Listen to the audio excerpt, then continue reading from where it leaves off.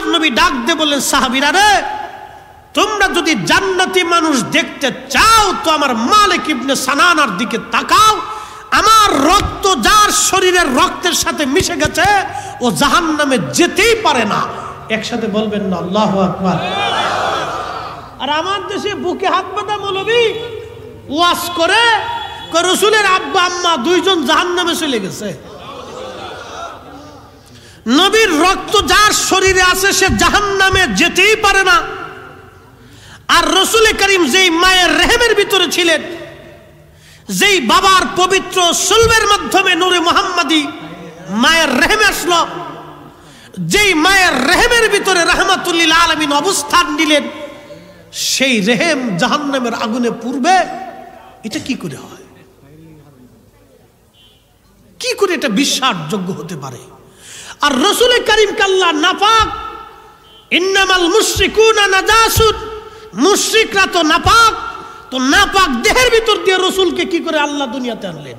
এটা কি করে বিশ্বাস করা যায়? শুনেন, ভেজালে ভেজালে ভেজালে দেশ ভরে গেছে। ভেজালে ভেজালে ভেজালে ভেজালে দেশ ভরে গেছে। এখন চারিপাশে শুধু ভেজাল আর ভেজাল।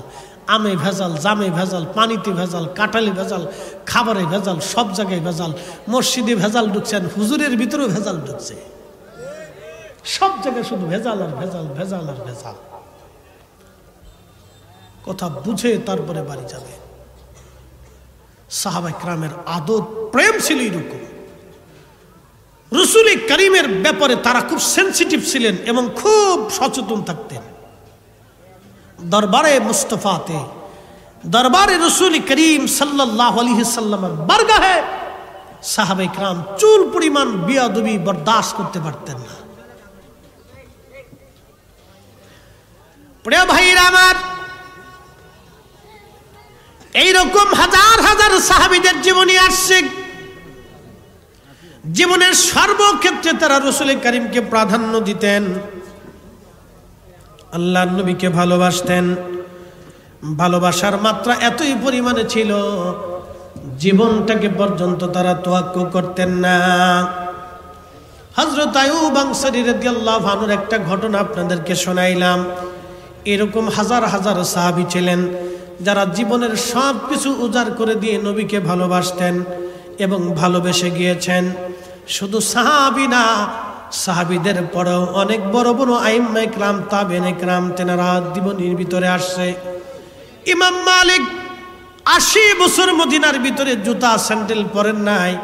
কোনদিন মদিনার হাউদের মধ্যে তিনি থুতু পর্যন্ত ফেলেন নাই, পায়খানা পেশাব পর্যন্ত কখনো করেন নাই। জিজ্ঞেস করা হলো, ইমাম মালিক আপনি কেন মদিনার সীমানার ভিতরে পায়খানা পেশাব করেন না? কেন আপনি মদিনার সীমানার ভিতরে আপনি থুতু ফেলেন না? কেন মদিনার সীমানার ভিতরে আপনি জুতা স্যান্ডেল পরেন না?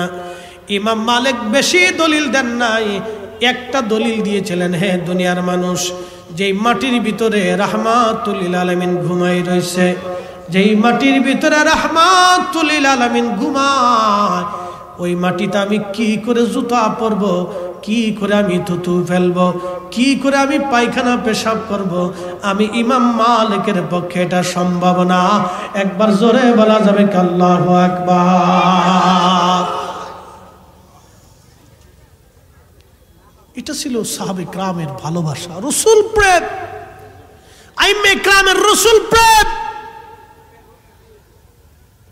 পায়ের মধ্যে ফুসকা পরে ইমাম মালিকের ঘা হইতো, রক্ত পড়তো গরমের দিনে, তারপর জুতা পরতেন না।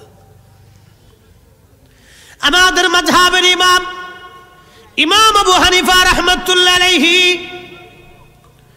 মক্কায় হজ করে মদিনাতে গেলেন। মদিনায় যাওয়ার পরে মাত্র ৭ দিন পরে ইমাম মালিকের কাছে বিদায় চাইলেন, ইমাম মালিক আপনি আমার মদিনার থেকে বিদায় দেন।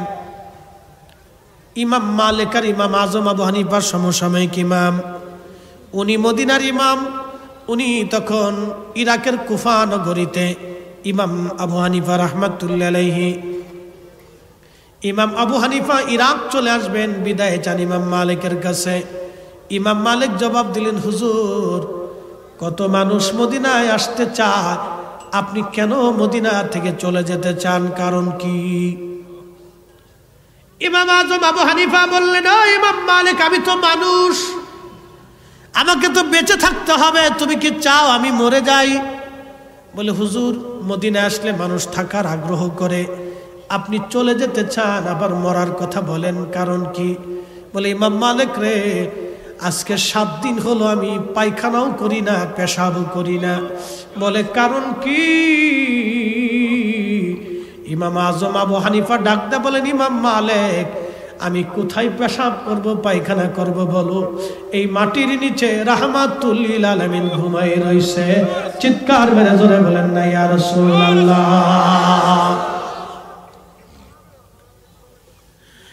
এইগুলি রাসূল প্রেম, নবীর তাজিম, এইগুলি দলিলে হয় না, ভালোবাসায় হয়, দলিলে হয় না। দলিল দিয়ে বোঝানো যায় না, দলিল দিয়ে বোঝানো যায় না। ইমাম মালিক দলিল দেন নাই, ইমাম আবু হানিফা দলিল দেন নাই, একটাই কথা, যেই মাটির নিচে রাহমাতুল লিল আলামিন ঘুমায়, আমি সেই মাটির উপরে কি করে পায়খানা পেশাব করব? ইমাম মালিক ডাকতে বলেন, হুজুর, তাহলে 7টা দিন কিভাবে আপনি বেঁচে আছেন, কি খান? বলে, 7 দিন আমি 7টা খেজুর খেয়ে বেঁচে আছি, মাত্র 7টা খেজুর খাইছি 7 দিনে, যাতে আমার বাথরুমে না ধরে, পেশাব পায়খানা না ধরে। পানি কি করে খান, তৃষ্ণা কি করে নিবান? ইমাম আবু হানিফা রাহমাতুল্লাহ আলাইহি বললেন, আমি হাতের মধ্যে পানির আর্দ্রতা নেই, হাতের মধ্যে পানি নিয়ে এই পানিগুলি চেটে চেটে চেটে চেটে কোন রকম আমি তৃষ্ণা নিবারণ করি। অধিক পরিমাণে পানি পান করলে পেশাবে ধরবে, পেশাবের বেগ আসলে পেশাব করাই লাগবে। আমি মদিনার সীমানার মধ্যে পেশাব পায়খানা করতে পারবো না, আমারে বিদায় দাও, আমি চলে যাচ্ছি, মদিনায় থাকা আমার পক্ষে সম্ভব হলো না। এই জন্য এগুলি আপনাদেরকে দলিল দিয়ে বোঝানো সম্ভব না। কেউ অন্তর থেকে যদি রসুল না মানে, তাকে দলিল দিয়ে মানানো যায় না। কি কথা বলেন, ঠিক কিনা? দলিল দিয়ে মানানো, পিরিতি আর মুরিদি জলিল দিয়ে হয় না, ভালোবাসাও এ জোর করে হয় না, এটা অন্তর থেকে আসতে হবে। তো আল্লাহ যাকে কবুল করে তার কলিজায় রসুলের তাজিম ঢুকা, যার নসিবে নাই তার কলিজাতে রসুল করিমের তাজিম আসে না, সে দলিল খুঁজে আর বেদাত খুঁজে। কথা বলেন, ঠিক কিনা? সে বেদাত খুঁজে।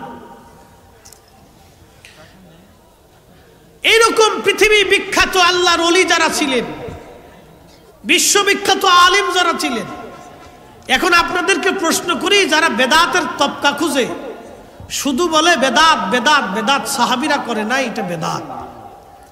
আচ্ছা, রসুল করিমের 10,000 সাহাবীর পবিত্র মাজার আছে জান্নাতুল বাকিতে, 10,000 সাহাবী, বিশ্ববিখ্যাত তাবি, আহলে বাইতে রসুল, প্রিয় নবীর আহলে বায়াতের ভিতরেও ওইখানে অনেক ঘুমিয়ে গেছেন। কেউ তারা মদিনাতে জুতা স্যান্ডেল ছাড়া থাকলেন না, সবাই জুতা পরলেন, থুতু ফেললেন, পায়খানা পেশাব করলেন। তো ইমাম মালিক, ইমাম আবু হানিফা, তারা কেন জুতা পরলেন না, পায়খানা পেশাব করলেন না, কারণটা কি? তাহলে তারা কি সাহাবায়ে কেরামের বিপরীত করার কারণে তারা কি বেদাতি? তো সাহাবীরা যেটা করে নাই সেটা তারা করছে, তাহলে তারা কি বেদাতি? আপনারা বলবেন অবশ্যই না, তারা বেদাতি হতেই পারে না।